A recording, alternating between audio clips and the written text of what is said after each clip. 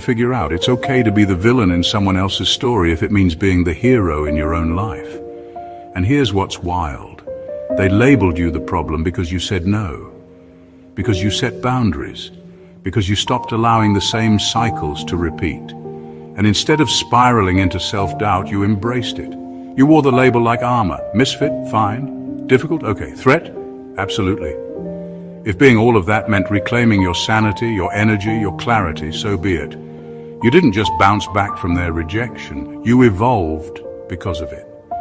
You stopped trying to fit into the box they built for you and built your own space instead. And now that you're thriving, glowing, and unbothered, they're spinning.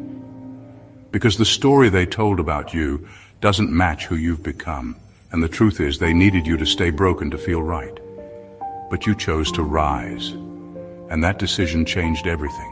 Number 8, you caught the pattern they rebranded as personality. They had a whole act, and for a while it worked. The manipulation was so smooth it looked like charisma.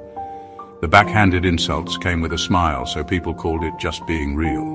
The mood swings, the gaslighting, the guilt trips, rebranded as personality quirks. That's just how they are. Don't take it personal. They mean well, but you weren't fooled. Not anymore. You started seeing the pattern underneath the behavior, the repetition, the intent, the control hidden in every little interaction. And once you saw it for what it really was, you couldn't unsee it. You realized that what people were calling personality was actually a carefully constructed defense system designed to dominate, deflect, and avoid accountability. It wasn't random, it was strategy. The charming narcissist used humor and compliments to get in close, only to drain you later. The passive-aggressive relative mastered the art of low-key insults and weaponized silence to keep you confused. The so-called spiritual person used mystical language to shame you into submission, making themselves look like the enlightened one while quietly feeding off your insecurity. It wasn't personality, it was power play, every time. And while everyone else kept brushing it off or defending them, you started calling it what it was: manipulation, control, abuse. Not in a loud, dramatic way, but with clarity, with calm detachment. You stopped making excuses for them. You stopped twisting yourself to accommodate their dysfunction. And that's when everything shifted. Because their power only worked as long as you stayed confused. The moment you gave it a name, the spell broke. They lost control the moment you stopped playing along. They had built their entire identity around people never catching on. But you caught on. You connected the dots. You noticed how they only joked when it was time to humiliate you. How they only offered support when there was something in it for them. You noticed the patterns in the chaos. And instead of getting pulled into it, you stepped out. That's what they can't forgive you for. Not that you exposed them publicly, but that you woke up internally. You became immune to the very tactics they used to keep everyone else stuck. And now, their tricks don't work. Their image doesn't intimidate you. Their presence doesn't shake you because you saw the pattern and broke it. Number 9, you used isolation to build a private empire. They laughed at your absence. They said you were acting funny, going ghost, being distant. They made jokes about how you fell off, how you disappeared like you had nothing going for you. But what they didn't realize was that your isolation wasn't a breakdown, it was a blueprint. You weren't hiding, you were healing.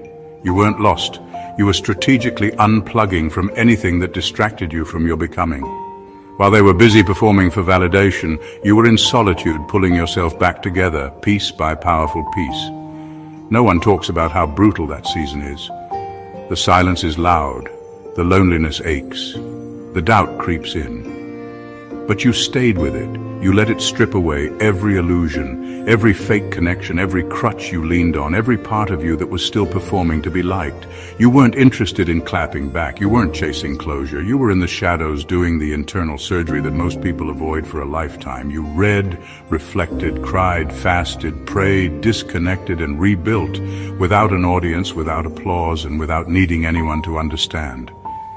That kind of work doesn't make noise. It doesn't come with social media posts or highlight reels. It happens in the unseen.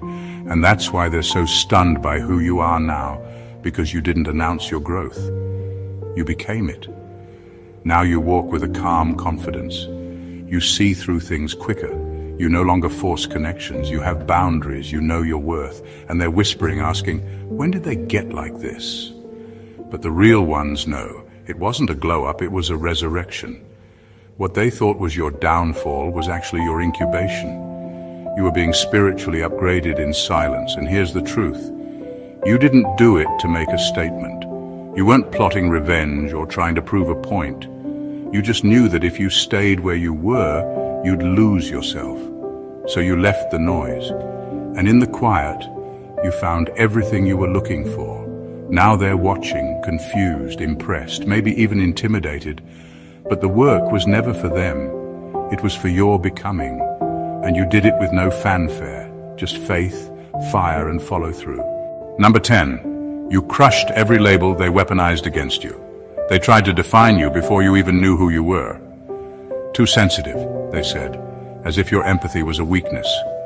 Too intense, they muttered, because your presence made shallow people uncomfortable. Too quiet, because you didn't play the game of small talk and fake smiles. Too weird, because your mind didn't follow the script they were all trained to recite. But here's the twist. Everything they labeled as a flaw was actually a clue, a marker, a divine signature of the soul you came here with. And instead of letting those words break you, you turned every single one of them into power. You started seeing the truth behind their labels.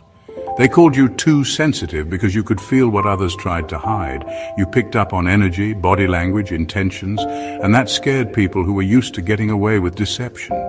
You were too intense because you asked the questions no one wanted to answer, because your presence demanded realness in a world built on pretending.